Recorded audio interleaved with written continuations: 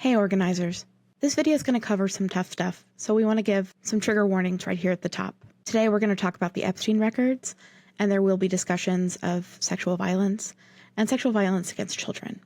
So please take care when listening, and if you or a loved one or someone you know ever needs help, please remember help is always available at RAIN's National Sexual Assault Hotline, and you can contact them at 800-656-HOPE. You can also text HOPE to 64673. 3 women talking about politics?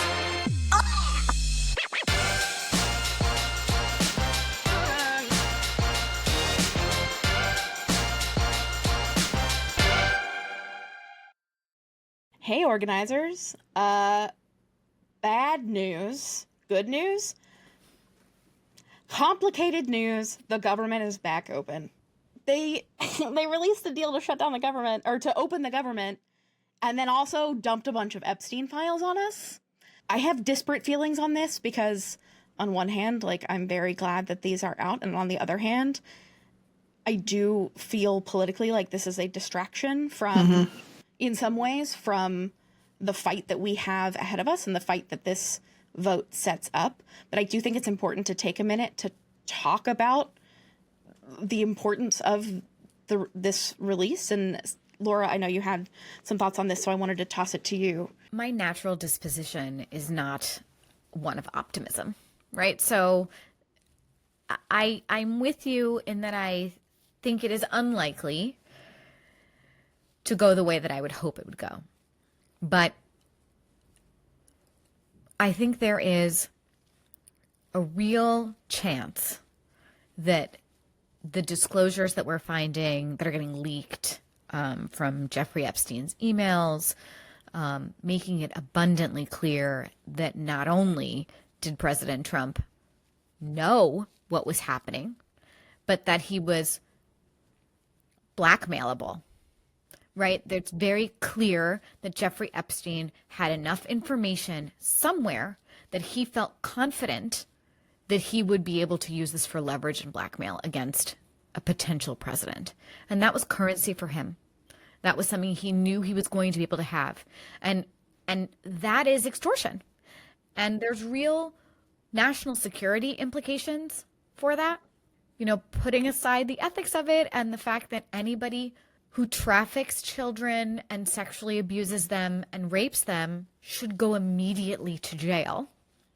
To jail, no stop, do not collect $200, go straight to jail. The world has changed just enough that the line of Donald Trump saying he was sexually assaulting adult women was fine, but the line for children is the line for Americans. I think that has always been true. I think as gross as it is to say this, the fact that most of these girls were white is playing into this. I think the length of time that the story was in the news would be far shorter if the overwhelming majority of girls who were raped and abused were women of color.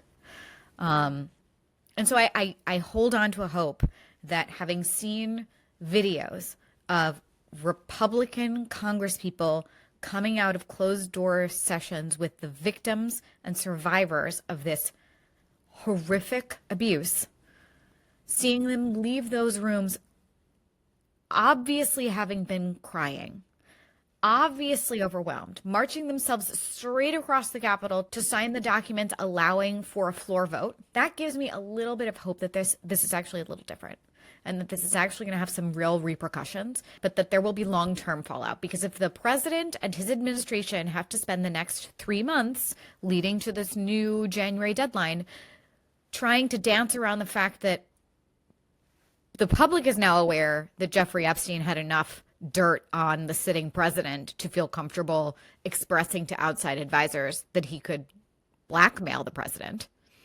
that's a tough position to have to dance around. And it's going to take a lot of energy and time, and it's going to take a lot of energy and time away from whatever other messaging they want. I do still think it can be used as a distraction. I think the American public is exhausted. They cannot be asked or expected to follow the bouncing ball across 25,000 different disasters. And so focusing on this one means we probably will miss something else. And I am certain that there will be some nefarious things that happen outside of public view because we're all paying attention to something else. But I really feel like we're finally going to get consequences.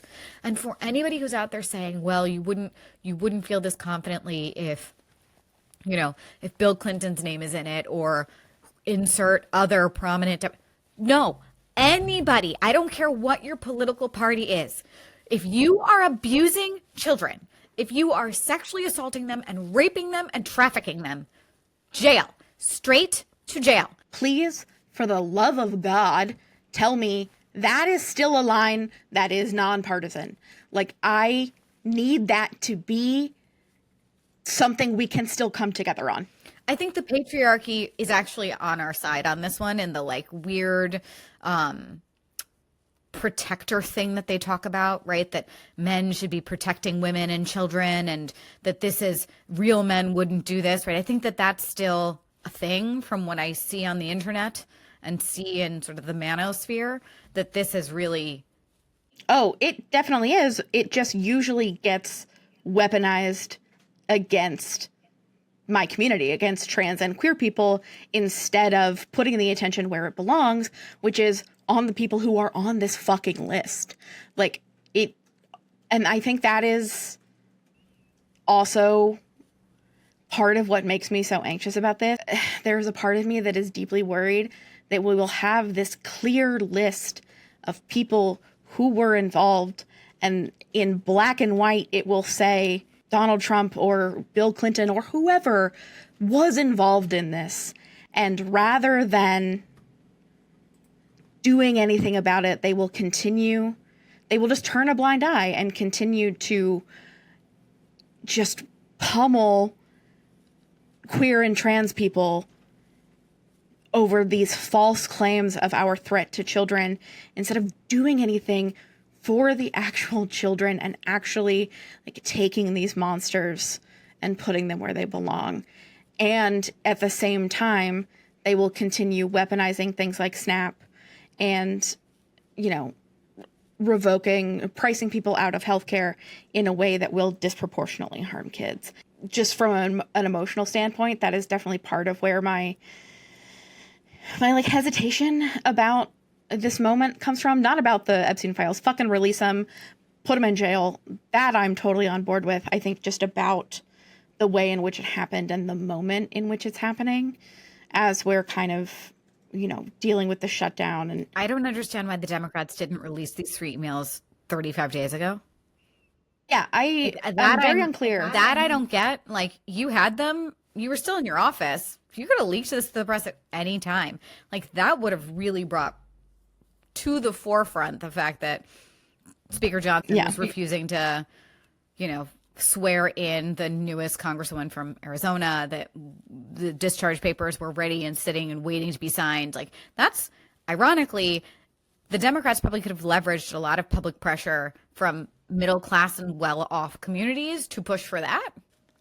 I think they're not, because, again, Democrats have basically become light Republicans. And honestly, Meg, to your point, the party, the Republicans who have been so focused on bathrooms and trans people and things like that, they've become the party of protecting pedophiles.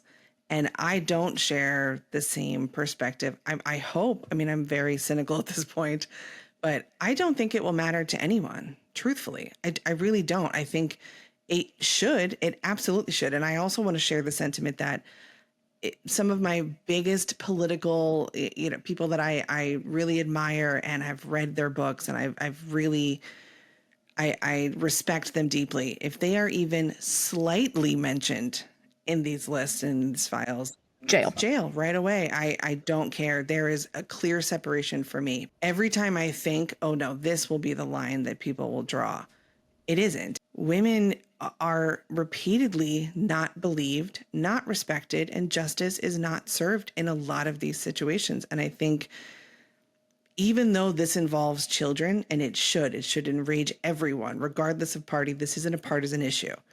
It won't. And I think that the people that have supported and really gotten behind this president, he can do no wrong in their eyes. He can't. And I don't believe that this will lead to this awakening that we're all hoping it will.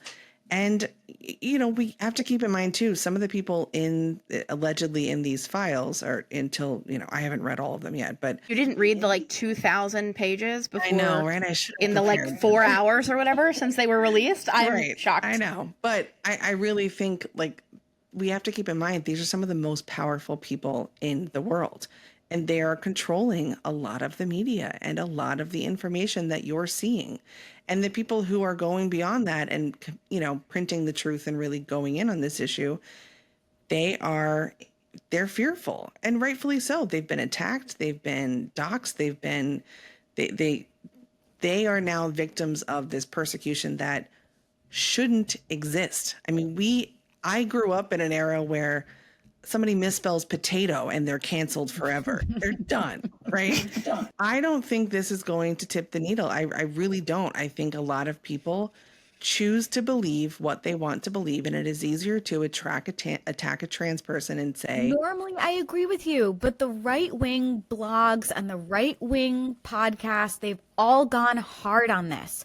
They have gone, yes. I think, far more than people in the mainstream realize. This is a galvanizing I don't think issue. So.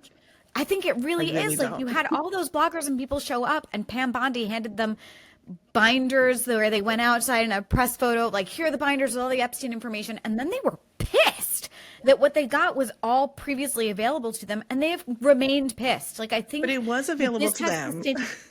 Right? They have selectively chosen to ignore this because it benefits them politically and professionally and personally. And it allows them to be part of this weird MAGA cult that ignores truth, just ignores it and leans into abuse and predatory behavior. This has become the party that they could have released these files months ago, years ago. They won't. I agree with all of that. Because they're protecting them. I have to hold on to the hope that this is the tipping point, because if America cannot get behind child rape equals bad, where are we going, guys? But they didn't get behind making fun of a differently abled person reporter. They didn't get behind sexual assault, but they didn't get behind. But these allegations have existed for years, and there's been documentaries, there's been eyewitness accounts, the people that were actually victimized, that were raped, and that came forward and said, this happened to me, happen to be women, so they're less believable. So I don't share the same optimism. I get all of that. I just think it's a giant pile, right? At this point, it's been a drip, drip, drip, drip, drip, drip, drip of accusations. He said, she said, you can get by on all of this. To see an email written by the person who was the ringleader of this sex trafficking organization in black and white say, yeah, Donald knew because he asked Maxwell to give it a rest for a while. That's brutal. Yeah, no, I agree with you. I want to be clear. I hope that that what you're saying is right. I just don't think that will happen. And I don't think, as someone who has tried for years to say, no, this is wacky. This is actual fact. Please step out of your obsession with this person in this party to look at reality here. And it's just sort of well, yeah, but you guys, and yeah, but this happened. I just don't think they thought Epstein was nothing but Democrats. They thought it was just a Democrat sex ring, right? That's why it's had legs for so long. I don't know. And I'm not disagreeing with what you're I hope that what you're saying is true. This is just coming from experience and feeling very, I think it's coming from your experience of being a woman in America. Yeah, no, for sure. I get it. I feel like Pollyanna over here, but I'm not. I'm not actually a Pollyanna person. I think the political fallout of this is going to be very different than the political fallout of abusing an adult. I don't know. I think it's probably going to be somewhere in the middle.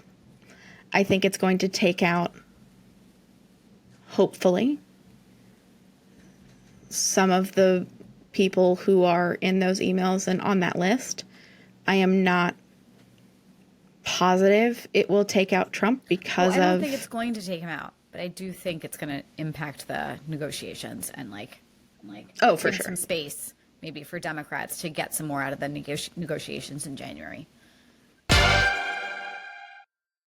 You know, when you were talking about empathy, I was like, the only people I don't have empathy for are people who rape children. So no. Yeah. Yeah. Oh, no, that doesn't apply Yeah, to you them. don't have to find... Fuck you those don't have to people. find I'm that. not talking about that. Fuck those I'm talking people. about the person who might have registered in a different way, but still is a human being. Find empathy for, like, people on Snap. Not for child rapists. Not for rapists in general. Let's just make that statement. Yeah, clear. Very. Thank you Yeah. for making sure that that's clear. Agreed. All areas, not for them. Hey, organizers. How'd you feel about our first Minisode? Let us know in the comments if you want to see more of these as breaking news happens. And until then, it would mean the world to us if you would like, comment, share this podcast with your friends, neighbors, and enemies, and leave a 5-star review on Apple Podcasts, Google Podcasts, and anywhere else you get your podcasts. That helps us find more amazing organizers just like you.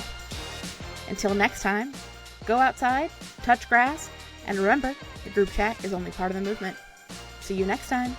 Bye!